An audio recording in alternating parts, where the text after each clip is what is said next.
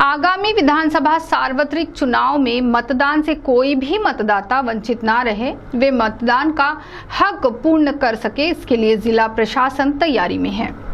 नागरिकों ने मतदाता सूची में अपना नाम जांच ले, ऐसा आह्वान जिलाधिकारी विनय गौड़ा ने किया है। तो चलिए नजर डालते हैं इस खबर पर।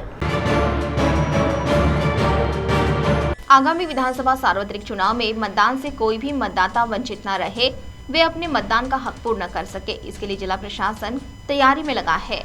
भारत चुनाव आयोग की सूचना के मुताबिक विशेष संक्षिप्त पुनरीक्षण कार्यक्रम अंतर्गत 6 अगस्त को प्रारूप मतदाता सूची नागरिकों के अवलोकन के लिए जिले के सभी उपविभागीय अधिकारी कार्यालय, तहसील कार्यालय, मतदान केंद्र, साथ ही https:/chanda.nic.in इस संकेत स्थल पर प्रसिद्ध की गई है। नागरिकों ने अपना नाम मतदाता सूची में है या नहीं यह जांच ले, ऐसा आह्वान जिलाधिकारी तथा चुनाव अधिकारी विनय गौड़ा जीसी ने किया है।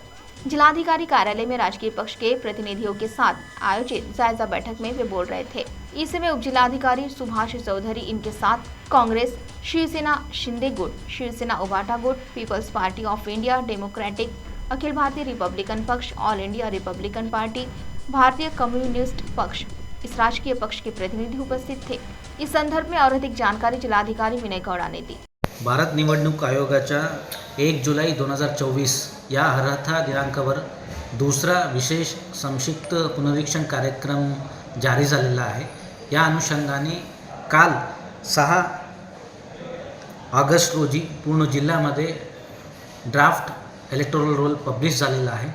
मी सर्व नागरिकांना विनंती करतो की त्यांनी आपला नाव मतदार यादीमध्ये चेक करावे आणि त्याच्यामध्ये कोणताही नाव सुटले असेल तर कोणत्या नावाच्या दुरुस्ती करायच्या आहे या कोणाचं नाव वगळायचं असेल तर कृपया त्यांनी ऑनलाईन मार्फत या ऑफलाईन पद्धतीने फॉर्म 6, 7 या 8 भरावे, ताकी येणाऱ्या विधानसभा निवडणुकीमध्ये सर्व नागरिक आपला हक बजावू शकतात।